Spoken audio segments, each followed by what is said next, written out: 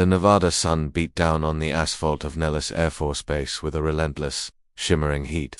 It was a heat that cooked the ambition right out of most people, but for Captain Eva Rostova it was just part of the landscape. She stood quietly, at the edge of the flight line, her green flight suit zipped up, her helmet bag clutched in one hand. Her gaze was fixed on the machine she called home, an A-10 Thunderbolt, II. The plane wasn't sleek or beautiful like the F-16s that streaked across the sky with arrogant grace. The A-10 was built for a different purpose. It was squat, powerful, and brutally honest. It was often called the Warthog, and Eva loved it for its stubborn refusal to be anything other than what it was, a flying cannon designed to protect the soldiers on the ground. A wave of laughter rolled across the tarmac from a group of pilots gathered near the briefing room door. At the center of the group was Major Frank Garrett, a man whose personality was as subtle as a sledgehammer. He was barrel-chested with a booming voice and a face that seemed permanently set in a scowl of disapproval.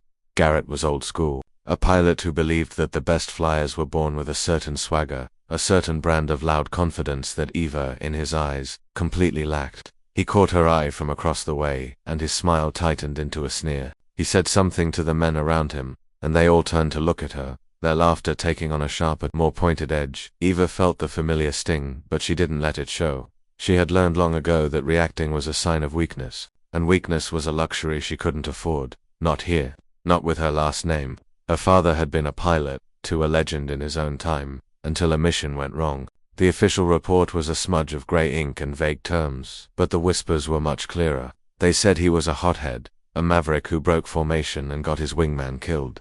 The disgrace had followed her family like a shadow, and it was the reason Eva was so quiet, so disciplined, so determined to be twice as good just to be considered half as capable. She turned her attention back to her plane. She began her pre-flight check, her movements precise and economical. Every rivet, every hydraulic line, every single inch of the machine was familiar to her. Her hands, covered in thin leather gloves, moved with a practiced confidence that she rarely showed in person. Here with the machine, she didn't have to speak. The plane understood. It responded to skill, not to talk. The briefing room door swung open again, and a younger pilot, a lieutenant named Miller, who practically worshipped Garrett, swaggered over to her. "Hey Rostova," he said, his voice dripping with false friendliness. "Major Garrett wants to know if you're planning on actually flying that thing today, or just staring at it." Eva didn't look up from the landing gear. "I'm flying, Miller, just making sure it's ready." "Yeah, well, try to keep up this time," he said with a chuckle. "We're running a close air support drill. It's complex. Wouldn't want you to get lost." He was referring to a simulation 2 weeks ago. Eva had been on a team with Garrett, and Miller, tasked with taking out a series of pop-up targets, simulating an enemy convoy.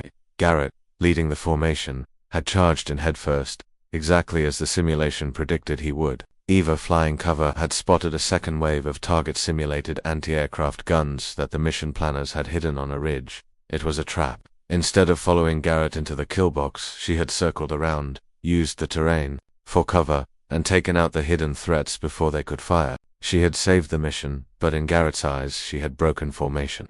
She had shown him up. He had torn into her during the debrief, his voice echoing through the room. "Air combat is about discipline, Captain, teamwork, not going off on your own little adventures. You got lucky. In a real fight, that kind of stunt gets people killed." Eva had stood there and taken it, her face a mask of calm. She tried to explain her reasoning, pointing to the data from the simulation, but he had waved it away. "I don't care what the computer says, I care about what I saw, and I saw a pilot who can't follow orders." Now, standing in the blistering sun, Miller's taunt brought the memory back. She finally straightened up and looked at him. Her eyes, a pale, clear blue, were steady. "I'll try my best not to get lost, Lieutenant." Her voice was quiet, but there was a steeliness in it that made Miller's smirk falter for a second. He wasn't used to her making eye contact. He coughed, suddenly uncomfortable, and strutted back toward the briefing room. Inside, the air was cool, a welcome relief from the heat. The room was filled with pilots, all men except for her. They were joking, sipping coffee, the easy camaraderie of the squadron on full display. When Eva walked in, the atmosphere shifted. The conversations didn't stop, but they became more subdued. She was an interruption, a foreign object in their familiar world. She ignored the looks and took a seat in the back row, opening her notebook and focusing on the mission schematics projected on the screen. Major Garrett stood at the front, a pointer in his hand. He tapped it on the map, a satellite image of a rugged patch of desert terrain. "All right, listen up," he boomed, his eyes sweeping the room and pointedly skipping over her. "Today's exercise is a tough one. We've got a team of our boys on the ground, a JTAC unit, pinned down in this valley." He circled a rocky canyon. "They're taking simulated fire from multiple positions. It's our job to go in, identify the threats, and take them out so our guys can get to the extraction zone." He divided the pilots into two ship elements. He assigned himself the lead, with Miller as his wingman. They would be Alpha Flight. Another pair was designated Bravo Flight. Eva he left for last. "Captain Rostova," he said, the name sounding like an accusation on his tongue. "You'll be flying solo. Your call sign is Valkyrie. You'll be on station here." He tapped a spot on the map far away from the main action, providing high-altitude reconnaissance. "Your job is to watch for any surprises, any enemy reinforcements. Do you understand? High altitude. You are to observe and report only. Do not engage unless you are fired upon and have cleared it with me first. Is that clear?" The message was unmistakable. He was putting her in a timeout. He was giving her a non-job, a task to keep her out of the way while the real pilots did the important work. It was a public and deliberate insult. Every pilot in the room knew it. A few of them shifted uncomfortably in their seats, but no one said a word. To challenge Garrett was to commit career suicide. Eva felt a slow burn of anger in her chest, but she pushed it down, turning it into cold focus. She looked at the map, at the valley where the fictional soldiers were trapped, and at the high, lonely orbit he had assigned her. She saw the terrain, the ridges, the blind spots. She saw the mission not just as Garrett had laid it out, but in 3 dimensions, a complex puzzle of angles and possibilities. "Major," she said, her voice cutting through the silence, "with all due respect, the satellite imagery shows a series of caves on the western ridge of that canyon. If I'm flying at high altitude, I won't be able to get a clear look. A low-angle pass would be better for identifying any threats hidden in there." Garrett's face darkened. He hated being questioned, especially by her. "Captain, are you telling me how to run my mission?" "No, sir," she said calmly. "I'm offering a tactical suggestion to ensure the safety of the ground team." "Your suggestion is noted and denied," he snapped. "Your orders are to maintain high altitude. You will fly the route you are given. Or would you prefer to be grounded for this exercise?" The threat hung in the air. Eva held his gaze for a long moment. She could push it, could argue her point, but she knew it would be useless. He wasn't interested in tactics. He was interested in authority, in putting her in her place. "I understand my orders, sir," she said, her voice perfectly even. "Good," he grunted, turning back to the map. "Glad we're on the same page." As the briefing wrapped up, the other pilots filed out, a few of them giving her looks that were a mixture of pity and contempt. She remained in her seat for a moment, going over the map in her mind. He was wrong. His plan was flawed. He was so focused on the obvious threats in the valley floor that he was ignoring the more dangerous, hidden ones. It was the same mistake he'd made 2 weeks ago.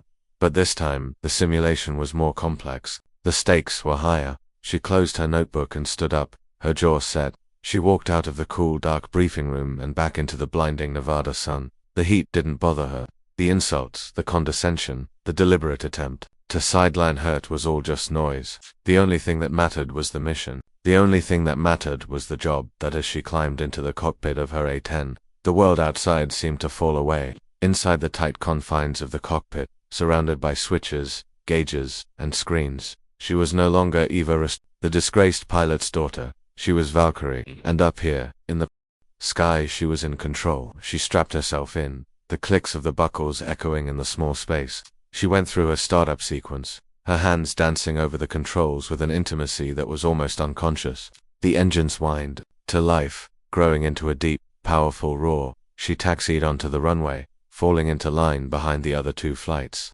Over the radio, she could hear Garrett's voice, full of bravado, coordinating with the tower. "Alpha Flight is ready for takeoff. Let's go make some noise." Eva waited. When it was her turn, she pushed the throttle forward, and the Warthog surged down the runway. It wasn't a graceful liftoff. It was a raw display of power, the plane, clawing its way into the air. As the ground fell away, a sense of peace settled over her. Up here, there was no Major Garrett. There was no judgment. There was only the sky, the machine, and the mission. She banked the plane, turning toward the coordinates Garrett had given her, climbing high into the endless blue. But her eyes weren't on the empty patch of sky where she was supposed to be. They were fixed on the distant, rugged canyon, where she knew the real test was about to begin. And she had a feeling that today luck would have nothing to do with it. 6,000 miles away from the sterile training grounds of Nevada. The reality was dust, sweat, and the constant gnawing tension of the unknown. The sun in this part of the world was a different beast entirely. It was a white, angry star in a bleached-out sky, and it baked the rocky landscape until the air itself seemed to crackle. This was the world of US Army Sergeant Ben Carter. Ben was a Joint Terminal Attack Controller, or JTAC. It was a fancy title for a simple, terrifying job. He was the man on the ground who talked to the pilots in the sky. He was the bridge between the grunts hiding behind rocks and the billion-dollar angels of death circling miles above. He was 28, but the sun and the stress had carved lines around his eyes that made him look a decade older. He was good at his job because he was calm, methodical, and he understood the geometry of a firefight better than anyone. His team, 6 men in total, was moving through a narrow wadi, a dry riverbed that offered the only decent cover in this part of the province. Their mission was simple, on paper: move to an observation point, set up surveillance on a suspected enemy supply route, and then melt back into the hills. But no mission was ever simple. "How you feeling, Chief?" a voice whispered beside him. It was Corporal Martinez, the team's medic, a kid from Chicago who was barely old enough to buy a beer back home. "Peachy," Ben grunted, not taking his eyes off the ridge to his right. "Just another walk in the park." "Yeah, a park full of rattlesnakes and guys who want to kill us," Martinez muttered, adjusting the heavy pack on his shoulders. The men were on edge. The intel for this region was spotty at best. They were walking into a blind spot on the map, and everyone knew it. Their only lifeline was the air support they had been promised. A flight of A-10s was on call, ready to provide what the troops affectionately called BRRRT support, named for the unique, terrifying sound of the Warthog's 30mm Gatling gun. "JTAC, this is command," a voice crackled in Ben's headset. "Be advised, air support is launching. Alpha Flight, callsign Bulldog, is your primary. Valkyrie is your eye in the sky for threat assessment." Ben keyed his mic. "Roger, command. We're proceeding to checkpoint Alpha. So far, the natives are quiet. Copy that, JTAC. Bulldog will be on station in 10. Ben had worked with Bulldog before. The callsign belonged to a Major Garrett. He was competent, but he was a textbook pilot. He flew high, followed the rules, and sometimes seemed to treat the soldiers on the ground as abstract symbols on a map rather than living, breathing men. Ben preferred the pilots who understood that war was a messy, personal business. The team continued its slow, careful advance. The heat was oppressive. Sweat dripped from the tip of Ben's nose and soaked the collar of his uniform. The silence was the worst part. It was a heavy, watchful silence, broken only by the crunch of their boots on the gravel and the whisper of the wind through the rocks. Every shadow looked like a threat. Every gust of wind sounded like a whispered warning.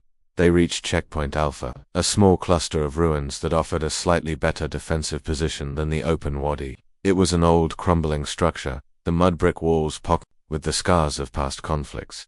"All right, set up here," Ben ordered quietly. 2 men on watch. "The rest of you, get some water. We move out in 5. As the men took up their positions, Ben climbed to the highest point of the ruin, broken wall that gave him a clear view of the valley ahead. He pulled out his laser rangefinder and began scanning the area, mapping out potential enemy positions, fields of fire, and escape routes. It was a habit, a ritual he performed in every new location. He was painting a mental picture of the battlefield, a picture he hoped he wouldn't have to use. Back at the airbase, Siva Restova settled her A-10 into its assigned orbit. From her altitude of 20,000 feet, the ground below was a tapestry of brown and tan. The valley where Carter's team was located was just a wrinkle in the fabric. Her orders were clear: stay high, stay out of the way, and report anything unusual. It was a frustrating, passive role, and she felt a familiar sense of being sidelined. She switched her main display to the targeting pod, the advanced camera system that was the A-10's eye.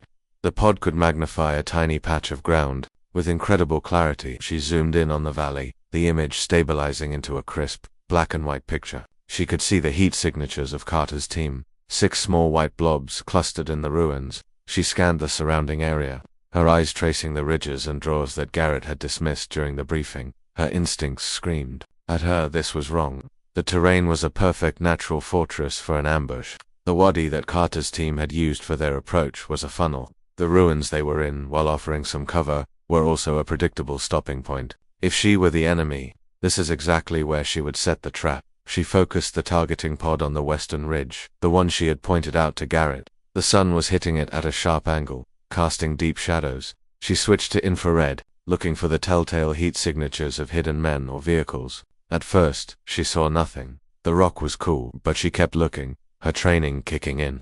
She wasn't just looking for obvious signs. She was looking for what wasn't there. She was looking for unnatural patterns. And then she saw it. A spot on the ridge that was just a little too cool, a patch of rock that didn't match the thermal signature of the rock around it. It was subtle, something a less patient observer would have missed. It looked like a thermal blanket, or a sheet of camouflaged insulated material, deliberately placed to hide something from infrared detection. It was a sign of a sophisticated, well-prepared enemy. "Command, this is Valkyrie," she said into her radio, her voice calm and professional. "Go ahead, Valk." The voice of the air controller replied. "I'm observing a potential thermal anomaly on the western ridge overlooking the ground team's position. Grid coordinate for 790-321. It could be a concealed enemy position. Recommend Alpha Flight take a low-angle look on their way in." There was a pause, then another voice cut in, sharp and annoyed. It was Major Garrett. "Valkyrie, this is Bulldog 1. I'm looking at the same ridge. It's clean. You're probably seeing a shadow. Stick to your own sector." "Bulldog, with respect, this is not a shadow," Eva insisted. "The thermal signature is inconsistent with the surrounding geology. It indicates deliberate concealment. Your tactical suggestion is noted, Captain." Garrett's voice was laced with sarcasm. "Now, do your job. Alpha Flight will handle the mission as planned. We're not going on a wild goose chase because you think you saw a ghost." Bulldog out. The radio went silent.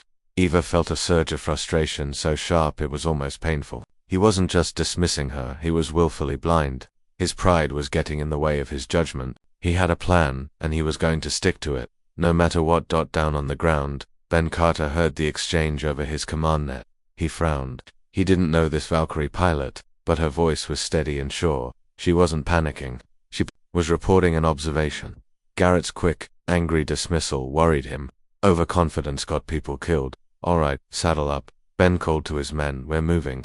They fell back into formation and started moving out of the ruins, heading toward the designated observation point. The path took them deeper into the valley, with the high, imposing ridges looming on either side. Ben couldn't shake the feeling that they were being watched. He kept glancing up at the western ridge, the spot the Valkyrie pilot had mentioned. It looked empty, just a jumble of rock and shadow, but he trusted a pilot's eyes more than he trusted a satellite photo. They had been walking for another 10 minutes when the world exploded. The first sound wasn't a gunshot, but a heavy, deafening thump that seemed to come from everywhere at once. It was the sound of a large-caliber machine gun opening fire from a prepared position. The bullets ripped through the air with a sound like tearing fabric, kicking up plumes of dust and rock all around them. "Contact!" Ben screamed, diving behind a low rock wall.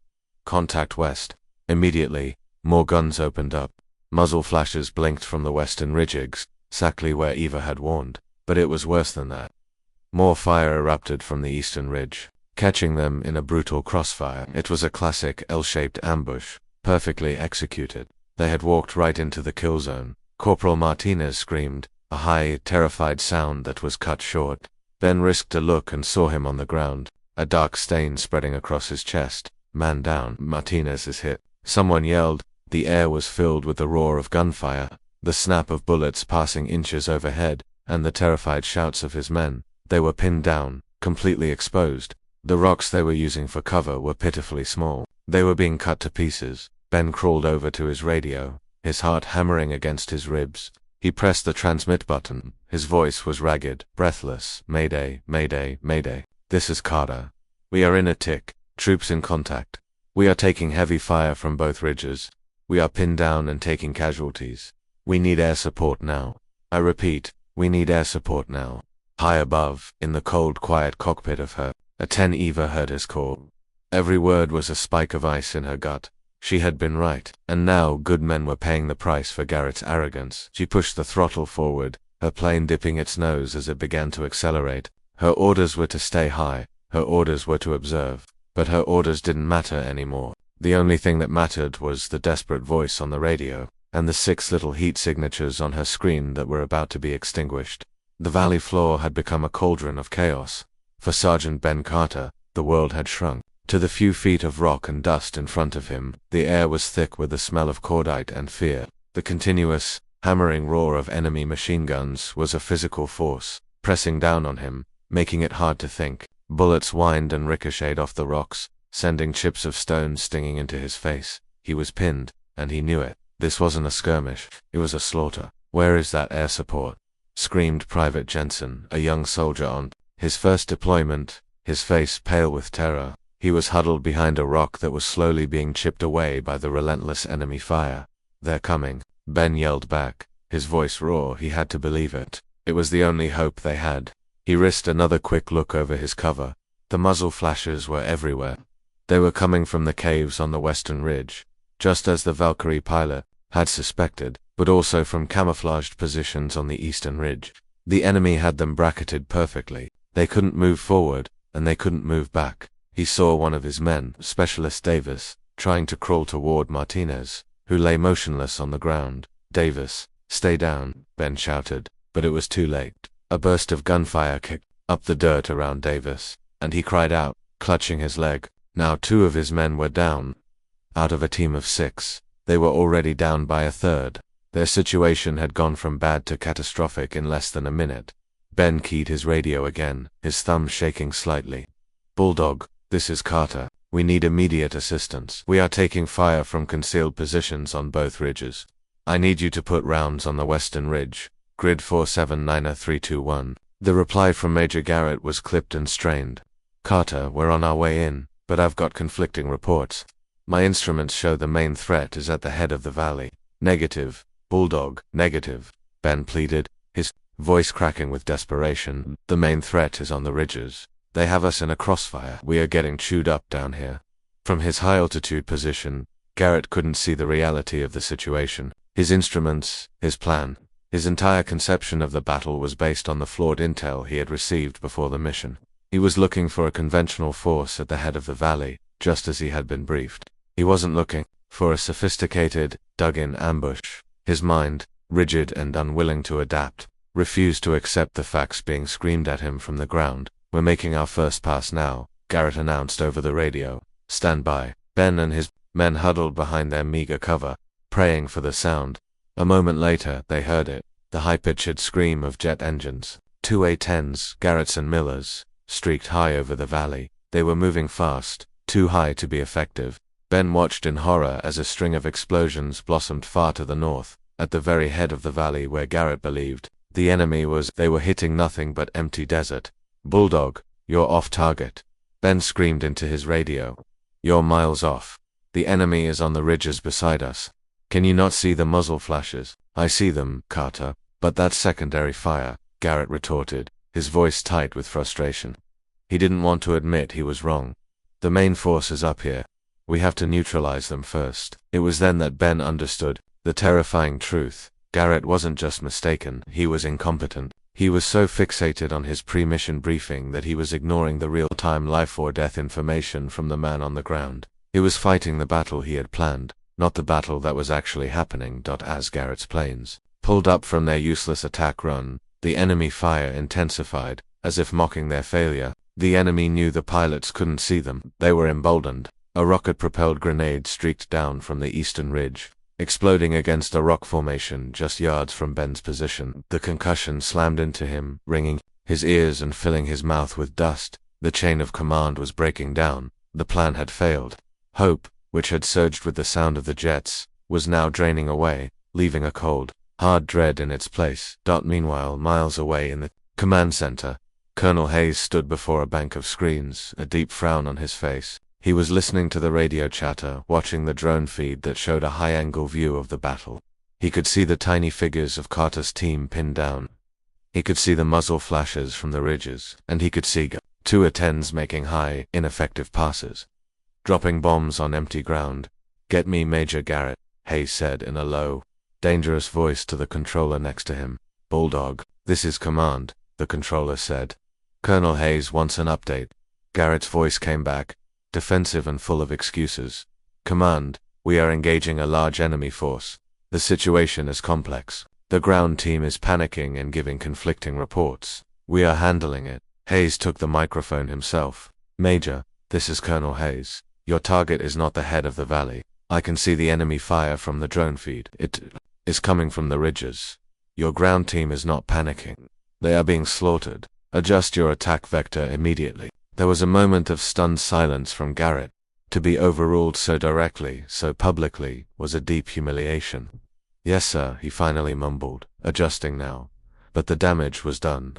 Garrett, flustered and angry, was now reacting instead of commanding. He brought his plane around for another pass, this time aimed at the western ridge. But his approach was too steep, too fast. He was rattled. Miller, cover me, he ordered his wingman. I'm going in. He dove, but it was a clumsy, hesitant attack. He fired a volley of rockets, but his aim was off. The rockets exploded harmlessly against the rock face, hundreds of feet away from the enemy caves. In response, the enemy unleashed a new weapon. A trail of smoke shot up from the ridge. A surface-to-air missile. Missile launch. Missile launch. Miller screamed over the radio. Bulldog, brake left, brake left. Garrett, caught by surprise, yanked his plane into a hard turn, dispensing flares to decoy the missile. The missile, confused by the flares, detonated harmlessly behind him, but Garrett was spooked. He had almost been shot down. His confidence, built on arrogance rather than skill, was shattered. I'm pulling up, he said, his voice shaky. The enemy has SAMs. It's too hot down there. We can't get in low. On the ground, Ben heard this, and his heart sank. Too hot. It was a death sentence. The pilots were afraid to come down where they could be effective.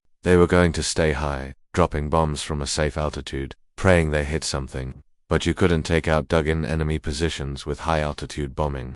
You needed a pilot willing to get low, to get in the dirt, to look the enemy in the eye. He crawled over to Davis, who was grimacing in pain, a makeshift tourniquet on his thigh. How you doing, kid? Ben asked. I've been better, Sarge. Davis grunted, his face pale. Ben looked at the rest of his team. They were trapped, wounded, and running out of time. Their ammunition was low. Their hope was gone. He leaned, his head back against the rock, the dust and the noise and the fear washing over him. He closed his eyes. He thought of his wife back home, of the baby daughter he had only seen in pictures. He had failed. They were all going to die here, in this nameless, God-forsaken valley, because of a stubborn major who couldn't admit he was wrong. It was in that moment of absolute despair that a new voice cut through the chaos on the radio. It was a woman's voice. It was calm, steady, and utterly without fear. All stations. This is Valkyrie, the voice said. I am inbound. Disregard last. I have a solution. Ben's eyes snapped open. It was the pilot from before. The one who had seen the trap. The one Garrett had ignored. He didn't know who she was, or where she was coming from, but her voice, a calm island in a sea of panicked shouting, was the most beautiful sound he had ever heard. Captain Eva Ristova had heard enough. She had been circling in her assigned high-altitude box, a prisoner of protocol, listening to the battle unfold with a growing sense of cold fury. She heard Carter's first, desperate call. She saw Garrett's inept, high-altitude passes on her screen. She heard the fear in Miller's voice when the missile was launched, and she heard the final, crushing despair in Carter's reports. She had followed her orders, and now men were dying because of it. In the sterile quiet of her cockpit, made a decision. It wasn't a reckless choice born of emotion. It was a calculated assessment of the facts. The command structure was failing. The man in charge was compromised. The soldiers on the ground were about to be overrun. Her duty, her real duty, was not to the flawed orders of a panicked major, but to the lives of the men in that valley. Stations. This is Valkyrie, she announced, her voice a stark contrast to the frantic chatter. I am inbound. Disregard last. I have a solution. She pushed the stick forward, and her A-10 responded instantly, nosing over into a steep, powerful dive. The ground, a distant map of brown and tan, rushed up to meet her. The altimeter began to unwind rapidly. 20,000 feet. 15. 10. She was breaking every rule Garrett had given her. Valkyrie, what in the hell do you think you're doing? Garrett's voice, a mixture of fury and disbelief, erupted in her ears. You are not cleared to engage. I am ordering you to return to your station immediately. Eva ignored him. Her focus was absolute, narrowed down to the glowing green display of her targeting pod. She was no longer thinking about Garrett, or her father, or the whispers on the flight line. She was a surgeon, and the valley below was her patient. Carter, this is Valkyrie, she said, her voice steady. Talk to me. I need you to mark your position. Use smoke. Whatever you've got, I need to know exactly where you are. On the ground, Ben Carter heard her voice and felt a surge of adrenaline, a flicker of hope he thought had been extinguished. He fumbled in his pack for a smoke grenade. Copy, Valkyrie.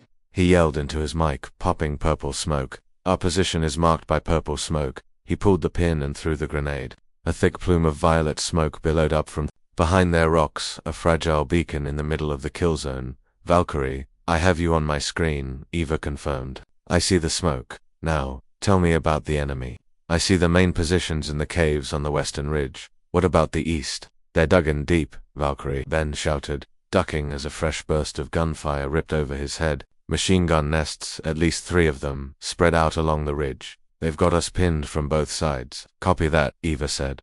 Her voice was so calm, it was almost unnerving. Keep your heads down, I'm coming in. Captain Rostova, this is Major Garrett. He screamed over the radio, his voice cracking with rage. This is a direct order. You stand down, you hold your fire. If you discharge your weapon, I will have you court-martialed. I will see you never fly again. In the command center, Colonel Hayes listened, his face like stone. He heard Garrett's frantic, threatening order. He also heard the calm, professional voice of the female pilot and the desperate pleas from the ground. He made a split-second decision. He keyed his own mic, his voice overriding all other channels. Major Garrett, you will be silent, Hayes commanded, his tone leaving no room for argument. Valkyrie, you are cleared to engage at your discretion. Save my men. The command was unequivocal.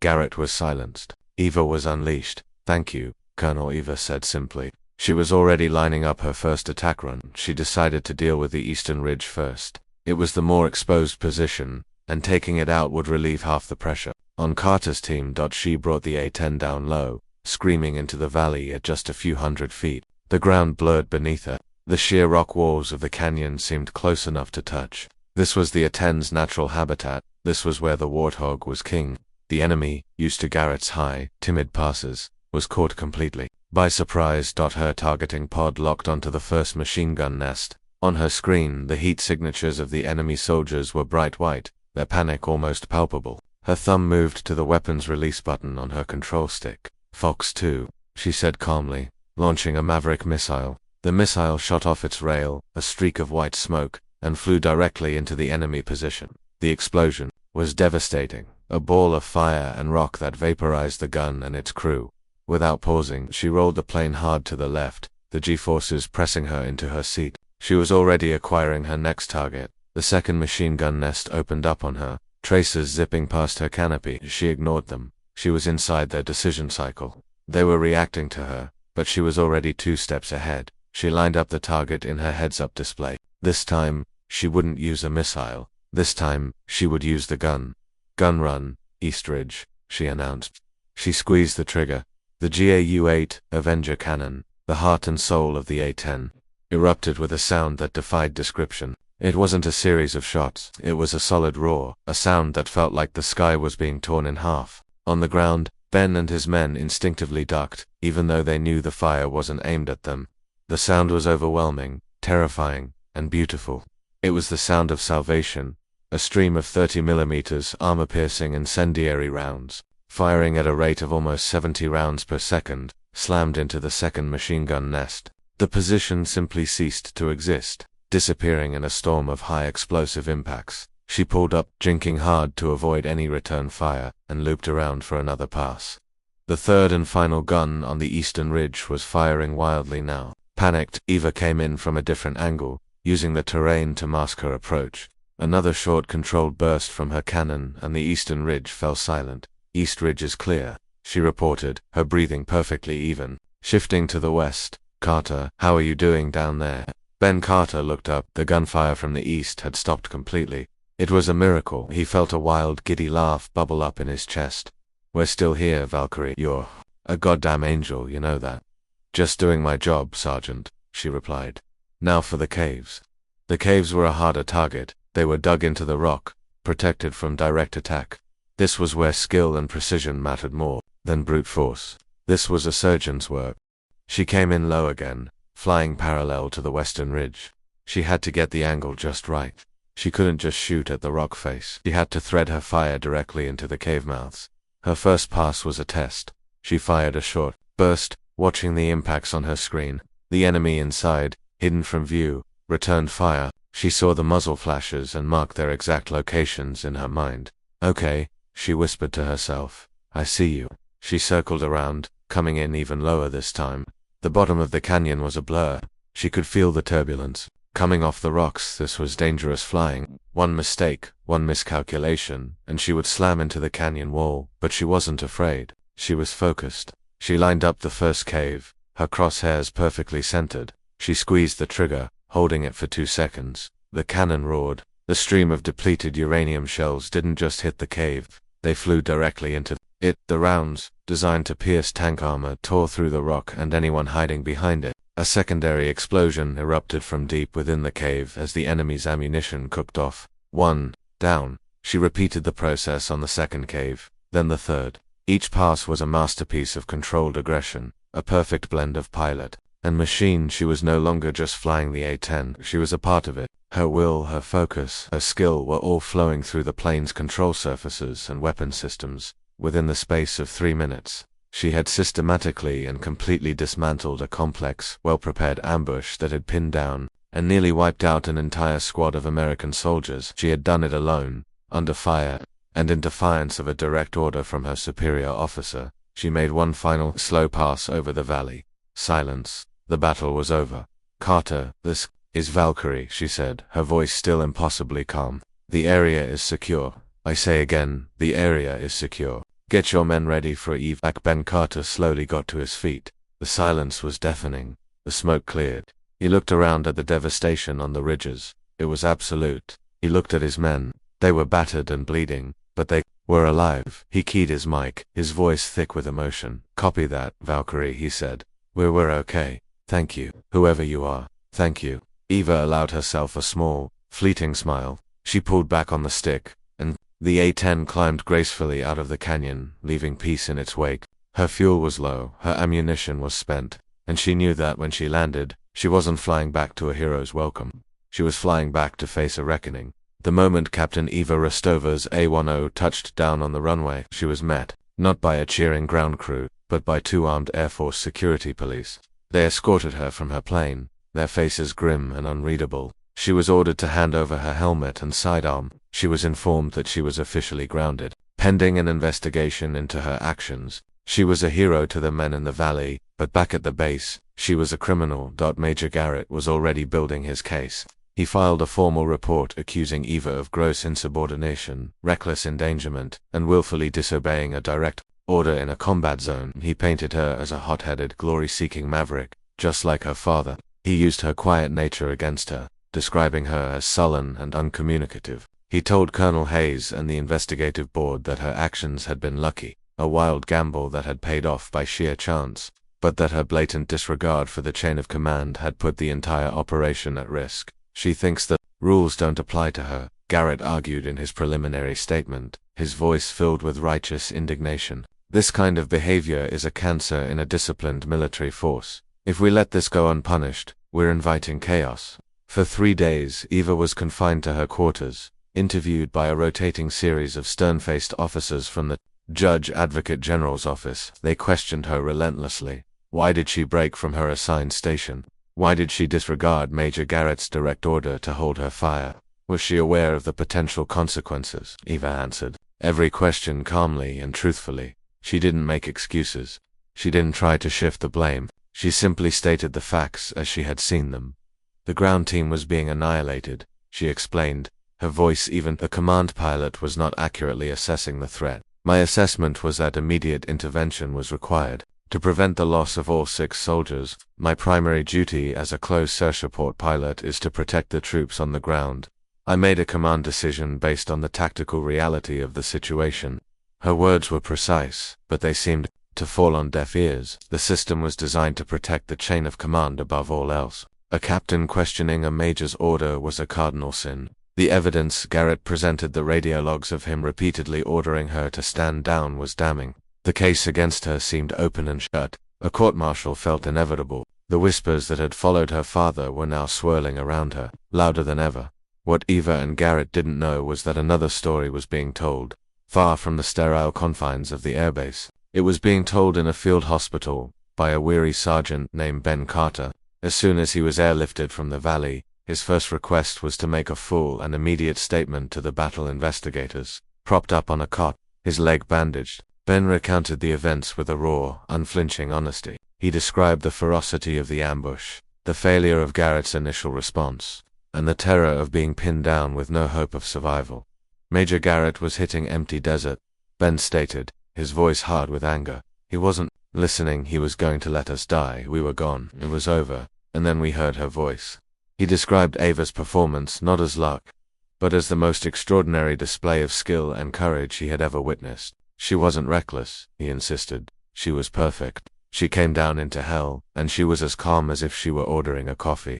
She took out 3 machine gun nests and 3 fortified caves in less than 5 minutes.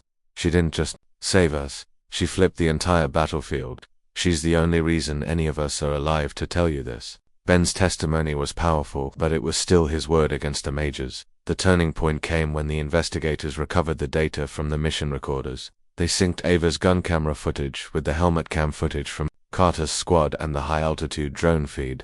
They put it all on a big screen in a dark room, and they watched the battle unfold from every possible angle. The truth became undeniable. The footage showed Garrett's A-10s flying high and fast, their bombs landing uselessly miles from the fight. It captured Garrett's panicked voice after the missile launch.